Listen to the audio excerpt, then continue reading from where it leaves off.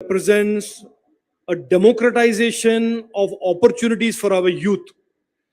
In the past, when you talked about GDP and economy, it is about 10 companies, 12 companies, big corporations.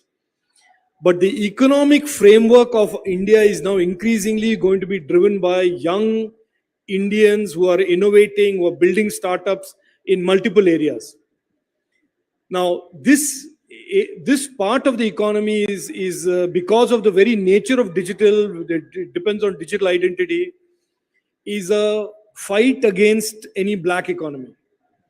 The traditional businesses which generates cash, which generates feeds into the black economy, is certainly this is about as 180 degrees away from it as you can get. So as you increase the component of digital economy, the qualitative nature of our economy, the size of the black economy to GDP also comes down. So this is the other positive effect, if that was the question. Aisha. Yes. Aisha.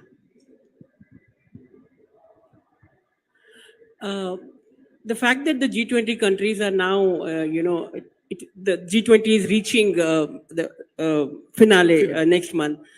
So what are your expectations on the outcome documents that is likely to emerge from here? Because there will be ministerial meeting at this G20 here. So what are the expectations? On what lines will the core declaration be? So I won't, I should not speak about what the document is. The document is for the ministerial meeting to finalize. But I can certainly tell you that the broad topics that we believe are relevant for the world in this era of digitization are DPIs, which I've said, the digital public infrastructure, the digital goods for the rest of the world, the safety and trust of the internet, which is cyber security, cyber safety. The third is skills, so that there is this phenomenon that technology was a very exclusionary part of the global economy, which is where some countries in the West or some companies cornered all the opportunities, that through a concerted effort within the G20 led by countries like India, we can address the gap in digital skills around the world. And that is why our Honorable Prime Minister's leadership, in a sense, of the global South, where all of these things that I talked about are very relevant, becomes very relevant. So I will not comment on the exact text and phrase of the document, but broadly, I think the world today wants a cooperative, harmonized approach towards safety and trust in technology, on skills, and certainly more and more deployment of technology for the benefit of people rather than excluding people, which is what India is a case study of. Facility for all the G20 country travelers. What is the status on that? Could you tell us more about this? Look, the India stack, the UPI, which is a part of the India stack, which is the fintech or the payment layer, is increasingly being adopted, because as you are seeing today in the post-COVID world, more and more countries that are interested in bilateral transactions. Singapore, Japan, the Middle East, the UAE has all signed up, France recently. We see the UPI platform for its simplicity, for its speed, latency, responsiveness being increasingly adopted in the context of more and more countries wanting to deal with India directly, rupee with their currency. So you saw recently that for the first time ever, for a petroleum shipment, India paid the UAE in rupees. So there is that trend, as well as there is this trend that people want increasingly, these open source platforms that are owned by nobody, but allow countries and consumers to transact.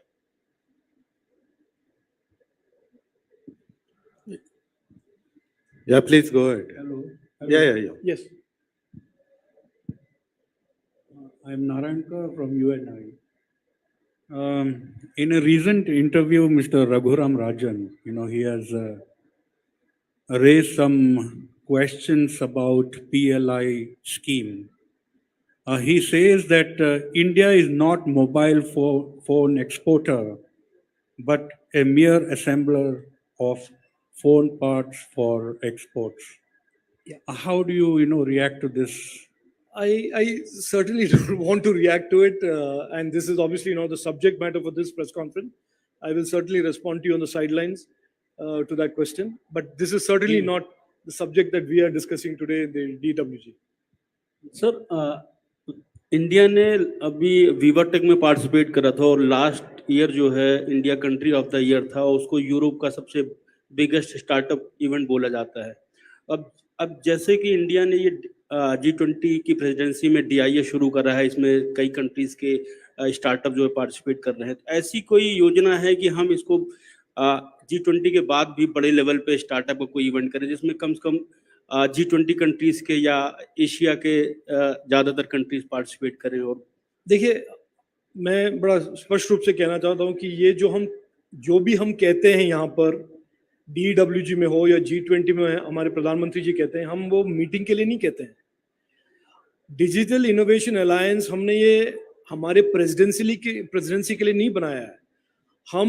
हमारे प्रधानमंत्री जी कह चुके हैं कि आने वाले दशक एक डेकेड है, डेकेड ऑफ टेक्नोलॉजी अपॉर्चुनिटीज। तो हम जो यहाँ पर कह रहे हैं, हमारे प्रेसिडेंसी में हम जो आगे लगा रहे हैं दुनिया के देशों के सामने, हम मानते हैं ये आने वाले दशक सभी देशों के लिए फायदेमंद होगा। So the DIA is not a topic of conversation only for the DWG, nor is it a topic of conversation only in the year 2023. We are saying today, and this is really, the world is acknowledging that the Prime Minister's Narendra Modi ji's vision of digitization, which he started in 2015, which has brought India to this stage of eminence and leadership in the tech ecosystem, is something we want to share with the world, not for this year, but for the coming decade. So this is a very important leadership role, partnership role that India wants to play with all those countries and peoples of those countries that have been denied the benefits of technology for all these years because technology was cornered by a few countries or a few companies. तो ये आने वाले दशक में इसका DIA का effect, हमारे देश के पार्टनरशिप, हमारे देश के साथ MOU और पार्टनरशिप का इफेक्ट, और G20 में जो बदला हुआ अवेयरनेस जो हमने क्रिएट किया है, उसका इफेक्ट हमको देखने को मिलेगा।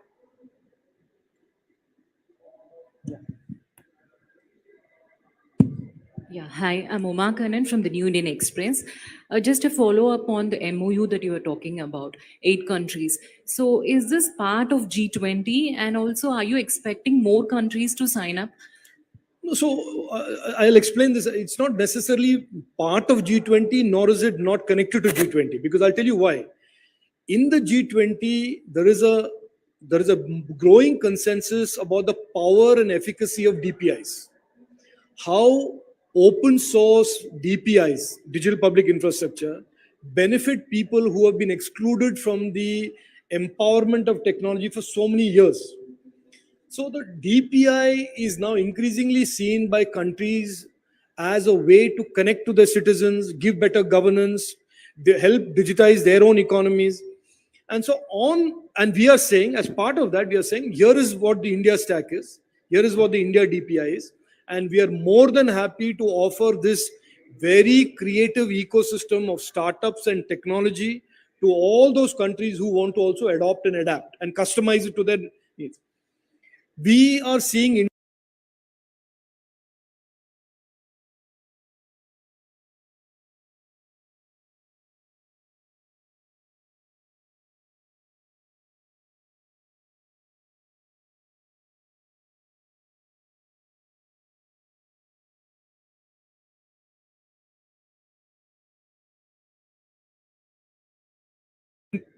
where many startups from around the country are also becoming part of the ecosystem to create solutions.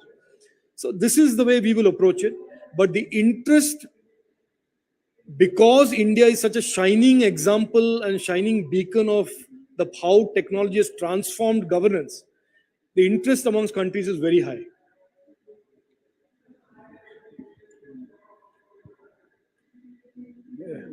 Please give them the mic there.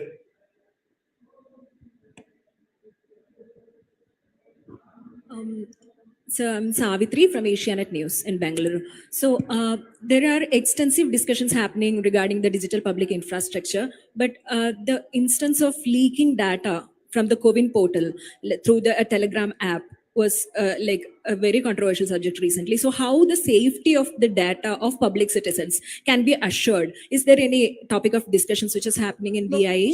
So therefore, I said there are three broad topics that are being discussed in the DWG and broadly as part of the G20, which is one is, like I said, DPI. The second I said safety, trust, which is cyber security and cyber safety. And the third is digital skills.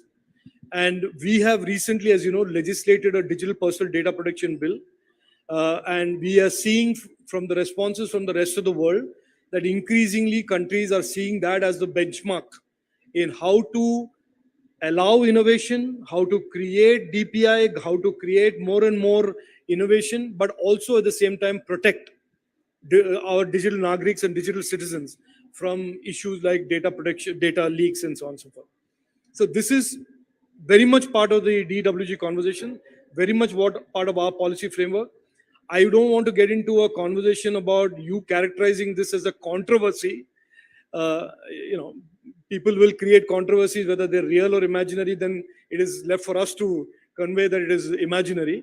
But certainly we take, through the legislation that we have now legislated, DPDP, we take our duty to ensuring our citizens' rights to data protection very, very seriously. And in a lot of ways, the countries around the world are seeing what we are doing. Kone prashne, last question. Anybody? Yes. Yeah, please go ahead. Yeah, you mentioned that 20% of digital economy will account for 20% of GDP by 2026, right? Do you have any? The government Numbers. has any data for the currently how much it is I just said that we are at about 11% today. today? Today we are 11%. We were 2014, we were about 4.5%. And by 26, we will be about 20%. $1 trillion out of $5 trillion. This is our target. I mean, the way we are going, it could be that we would be more than 20 as well.